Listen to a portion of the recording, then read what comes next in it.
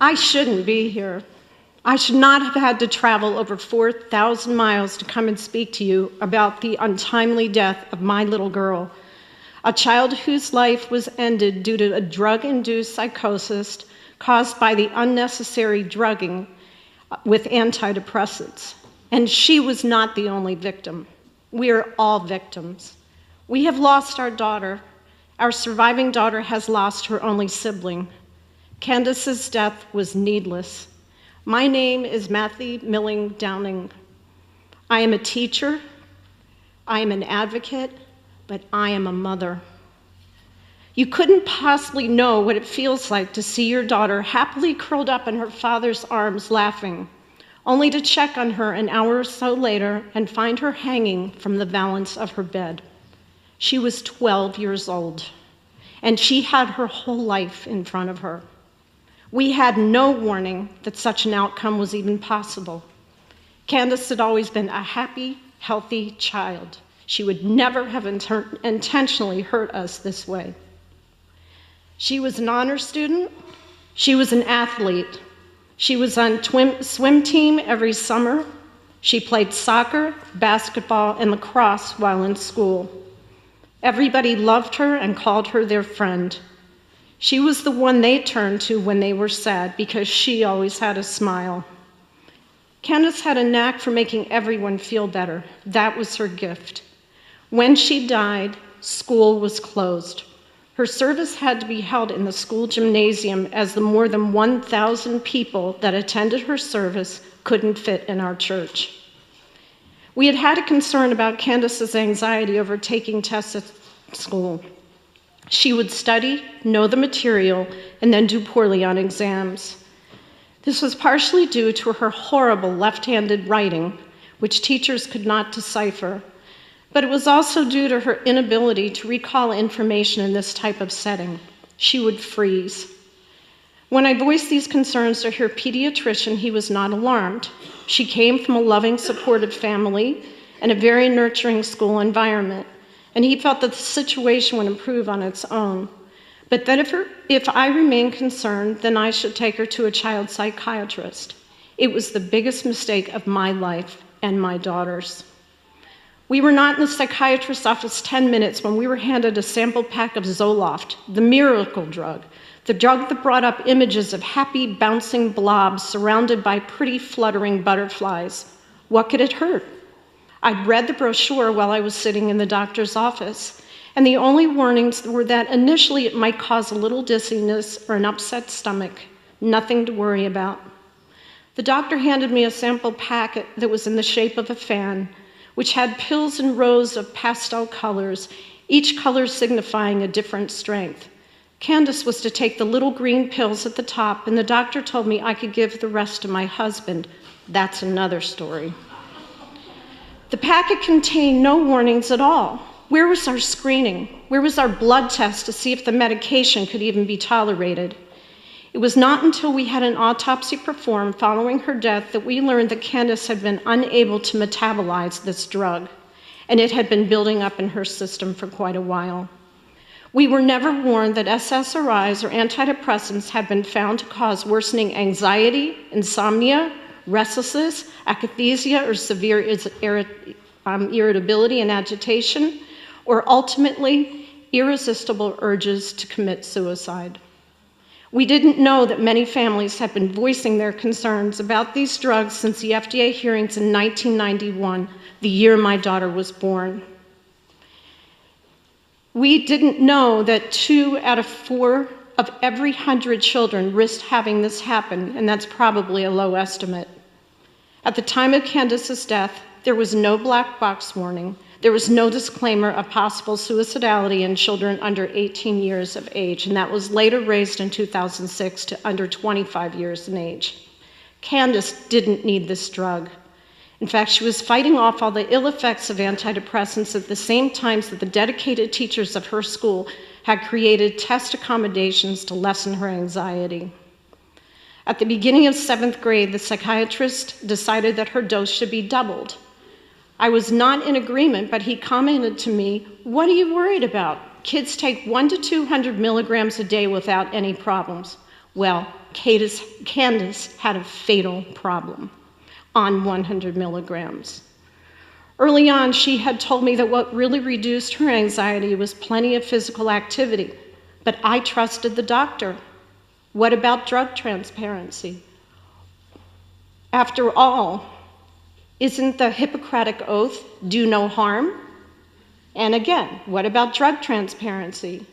We learned through depositions that Candace's psychiatrist was being paid by Pfizer to push sales for Zoloft and had received tens of thousands of dollars to do so.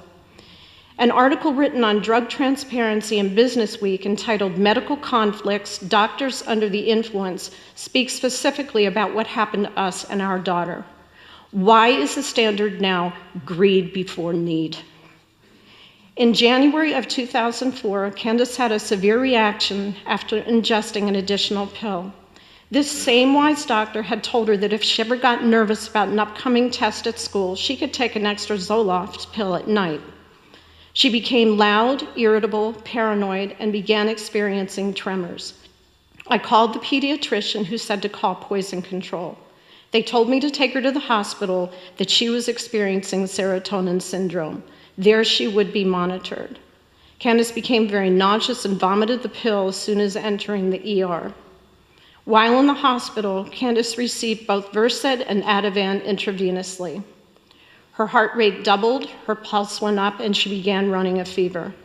Instead of monitoring, she ended up in pediatric intensive care for 4 days. I begged them not to give her any more drugs, and they told me they couldn't make that promise. Her hallucinations were so bad, so scary, that I had to lay in the hospital bed with her. When we asked what was happening to our daughter, the doctors told us, we have no idea. The hospital never informed us that they had enlarged her heart or that her vision was ruined, never to be the same. She never again slept through the night or ate another meal. They also managed to give her another dose of Zoloft at 4 times her prescribed dosage and then sent her home when her vital signs finally stabilized. Her life was being destroyed, and I couldn't stop it. We left with no warnings or precautions, only to see the psychiatrist on Friday. Candace attended school that day.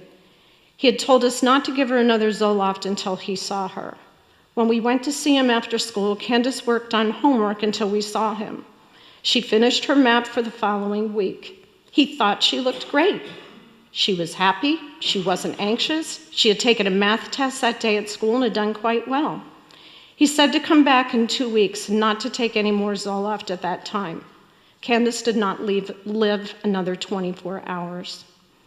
At the time, we were also unaware that sudden decreases or discontinuation of a medication like this could prove fatal. I guess that was unimportant, unnecessary information to share with families. Following her sister's death, my surviving daughter experienced focusing issues at school, and I was notified about the schools concerned. They wanted her checked. Perhaps she had ADD and needed medication. She'd always been an honor student, and her grades were slipping. No kidding. She was traumatized. I would have been more concerned if Caroline had not had a reaction.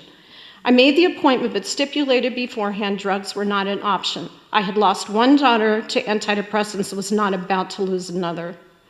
She tested as gifted in several areas except for repeating random series of numbers. Given the history, they were in agreement she was reacting to her sister's sudden horrific death. Therapy was suggested, but it was a moot point since Caroline had begun art therapy within a week or so after her sister's death and continued all the way through high school during the next 3 years. She ended high school with honors and was class speaker. In May of 2009, the Washington Post ran a rather lengthy article entitled, "After Depression, One Rallied, One Did Not." While neither of my girls suffered from depression, the article was about whether or not to treat children with antidepressants, even for off-label uses, and the possible outcomes. The fact that Caroline thrived without the use of any drugs, continue on as an honor student all through college, is a testimony to the benefits of therapy without use of medication. People need to work through their feelings and not mask them by medicating with deadly chemicals. I was thankful that my surviving daughter was aware of the fraudulent practices when her entire class at college was screened for mental health issues.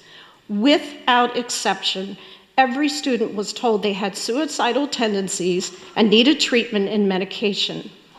This was in no small part to the openly vague questions on the survey, sponsored, of course, by the pharmaceutical industry. What if the students hadn't realized it was nothing more than a ruse to create a wider drug market? What if my daughter Caroline had not been proactive at school? I'm quite honored to be here with the like-minded. Ironically, Denmark was the final stop on the last trip I would ever take with my daughter, and she loved it. I've kept her mementos from that trip.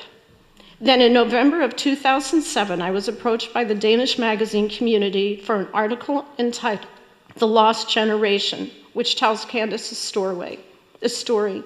In Norway, the documentary Prescription Suicide, a film about the adverse reactions of antidepressants that happened not only to our family but to 5 others, was shown nationally 2 times in one summer. This documentary has been shown all over the world repeatedly. Stories about Candace have been featured all over the world and nationally on every television station. Candace represents what can go horribly wrong if we are not informed. We have a right to informed consent. We didn't get that. Innocent children continue to needlessly be killed by these drugs. Please join us in helping to right the wrongs by ending the unnecessary drugging of our youth and help us to promote safer, more effective ways to deal with children in crisis or unease. Thank you for listening. Thank you for caring. God